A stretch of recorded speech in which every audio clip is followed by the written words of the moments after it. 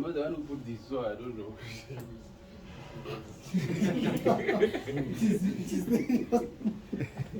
It's anonymous. Who is investigating you? Yeah, sure. Where is it? Because it's not there. No. It's okay. It's because this screen has joined Okay. by itself. No problem. So I think we can do that.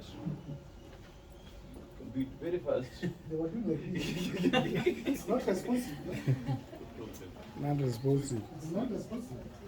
Let's do this very fast. And I know, guys, you are tired after having a long day here. Sometimes it can get tiresome, but hopefully we are going to finish this. My name is Amudi Mayenga. I'm glad to be here, and I'm just glad to be doing this, just sharing knowledge. As I said, knowledge is power. I've been practicing radiography for some good time, not like Mr. Obvious senior which is ahead of me. Maybe 15 years. And it's been good. It's a good career. It's a good profession. It has made me who I am. And I love it. I can do it forever and ever. So let's go into this radiation safety in clinical imaging. I'll not really dump you with a lot of information, but at least you just pass through it. What's the radiation? Is the emission of energy in the form of waves or particles through space. Just giving some examples. The light bulb emits radiation, electromagnetic radiation. The sun emits heat and light, ultraviolet radiation. Radiation generators emit radiation, that's X-rays, like that would be again examples are gamma rays. Radiation sources like radiopharmaceuticals emit radiation, like the radioactive iodine, the one that we use for radiotherapy. Non-ionizing radiation. What is non-ionizing radiation? Does not emit enough energy to knock off an electron out of an atom. I know that's the physics that we did when we were in college. For example, magnetic fields, visible light, radio waves, microwaves, and sound waves. Ionizing radiation, it has energy to knock off an atom, to knock off an electron out of an atom. And I think that is where a ball of contention is. For example, we have X-rays, gamma rays, and nuclear reactors. How does radiation react with our bodies? One is complete, that's complete penetration. That's what we use to generate our images in diagnostics. Total absorption causes patient dose, and that's what we use for radiotherapy. We have scatter, interaction, distorts image, and causes stark dose. That's where our ball of contention is. That's where most of our problems begin. Areas with ionizing radiation in our hospitals. One, we have diagnostic radiology, operating theaters, especially those guys doing CM, X-rays, and fluoroscopy. Cath lab intervention procedures guided by fluoroscopy, radiation oncology, brachytherapy, and external beam radiotherapy. Endoscopy, like the retrograde cholangiopancreatography. Also, you have to be very careful when you are doing this. Basic radiation safety. Our objective is to describe basic principles and technique to keep ourselves safe from radiation, especially when you're doing our work. And these are some of the basic principles of radiation protection. One, we'll talk about justification. Benefits of radiation use should outweigh risks. I think this one you have talked about it when you are answering the question of iodine, that whatever you're doing should be justifiable, that the benefits outweighs the risk of radiation. Optimization, if justified, then keep it as low as reasonably achievable. The same thing that we are talking about iodine contrast, that we know that it will increase the radiation absorption in the body, but try as much as possible to keep the radiation dosage to the patient as low as reasonably achievable. And that's the reason why we are not robots, but that's the reason why we are human beings working with the machines. At least we are able to do this, optimize it, get the best image, but give the limit the dose to the patient and to the public and even to you. Dose limits, whole body dose limit per annum, we always say is 20 millisieverts per year. Skin dose limit should be 500 millisieverts per year. Now this information that we know. I know you guys, you are doing your dosage monitoring. You know, it's been quite a challenge, especially to government. But I believe we are going to get there. The more we talk about it, the more we say about it, I believe people are going to listen to us, and it's going to be a routine. I know for other institutions and other organizations, is a thing that they don't struggle. It comes automatically. Senior Witty, I think you can, just leave it and really kindly. So, radiation safety technique, one, less time. Less time spent near source, less radiation received, reduce your scan time. And I know the machines that we have nowadays, they have really reduced that, the scan time, especially in city. The GE company, I'm sure the machines that you have produced are quicker, very fast.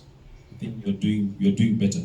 Distance, the greater the distance from the source of radiation received also is going to reduce the radiation absorption to the patient.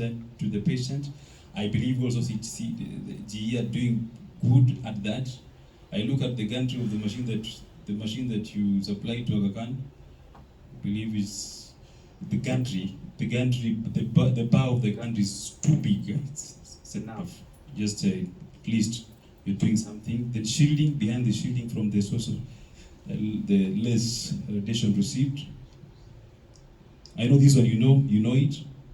There's some politics that is going around in social media where there are machines where people are doing X-ray in the public, holding a cassette on the chest. I don't know how good the shielding is, but I think this is something that kindly guides, we are the radiation safety officers. If you are told to do it, kindly don't. I know there's money involved, but at the end of the day, for what? You're going to radiate the public, you're going to radiate yourself. At the end of the day, you die, your mother dies, your sister dies, and your brother dies. So what did you gain? So kindly, we are the officers on the ground, and I've always said that you do it. If something happens, the system will abandon you.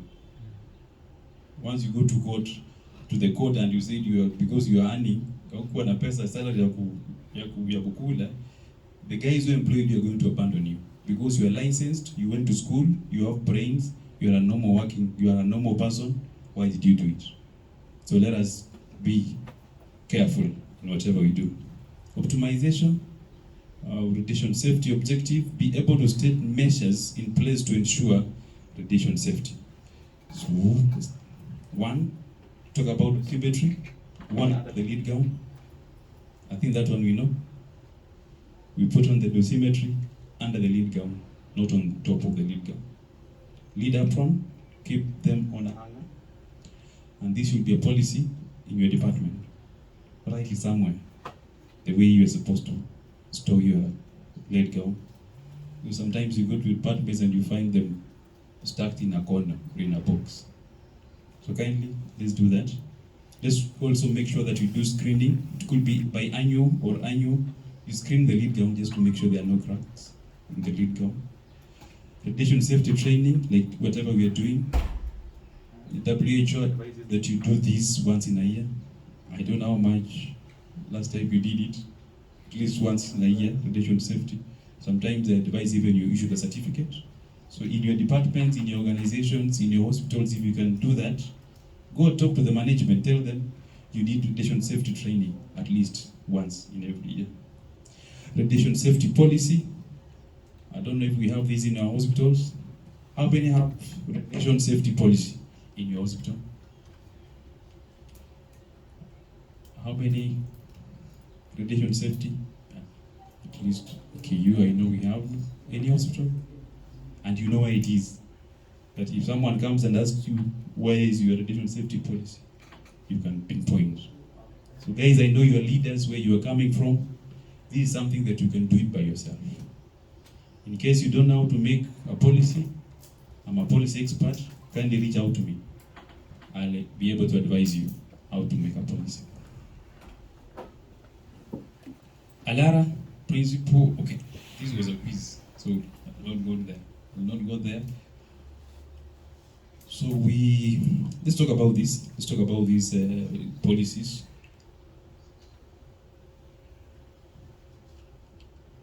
I'll talk about the three of them. One, the working condition of a pregnant worker after declaration of pregnancy should be to ensure that the additional dose to the embryo or fetus will not exceed 1 millisieverts during the remainder of the pregnancy. This is according to the International Commission on Radiological Protection. That's our publication in 2007. Self-explanatory. Once a staff says that she's pregnant and she's working in the radiology department, the dosage in that year should never exceed 1 millisievert per unit. If it goes to 2, then we'll see what's going to happen. When pregnancy is declared, it is the responsibility of the supervisor or the manager to adapt the working condition of the employee in respect to exposure, to occupational exposure. It's not because when you are pregnant you go home. You don't go home. You don't go for leave. You still work, but the issue is you can always be reassigned because there's ultrasound, there's MRI. If there's a place where you can go and do the work, the better. But 3, if the dose reading from the abdominal patch is 2 millisieverts in a year during the pregnancy, but prior to delivery, she must be removed from ionizing radiation work or any activity that may increase fetal dose. I believe some of these things sound European, but I believe one day we are going to be there, because I know the question that's going to arise: how many times are you going to read my badge to make sure that it's not exceeding 2 millisieverts per unit? But I believe we are going to reach there, even as we strive to have a safe environment for us to work and for us to discharge our duties. And that is the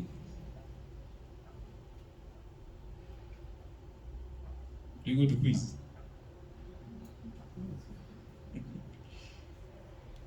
The principle of Alara includes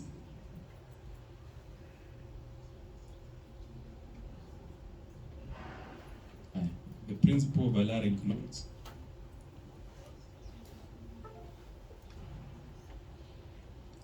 as low as reasonably achievable. Where do we position our dosimeter? Under the leg gown.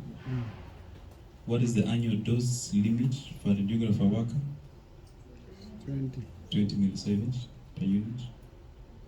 A pregnant radiation worker needs to resign from work.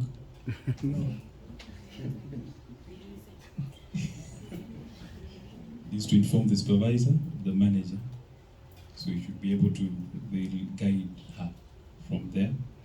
When going on leave, where do we leave our dosimeter? Where do we leave it?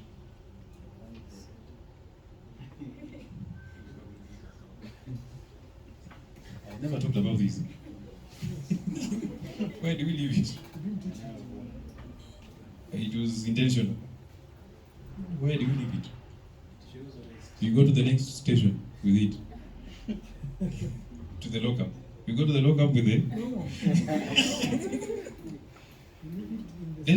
What do we do? You leave it in the same station but not in the room. Okay. Malik, where do you leave it? Sorry? Where do we leave it? Of course, it has to remain in the facility. Preferably with the manager. Definitely. You leave it with the supervisor. You leave your dosimeter with the supervisor. Thank you. To notice radiation is only God's creation that is beyond all human senses. Let us stay safe as we serve our brothers and sisters. And thank you. Any question? Any question? That's good. So I think once again, GE, you've done a good job.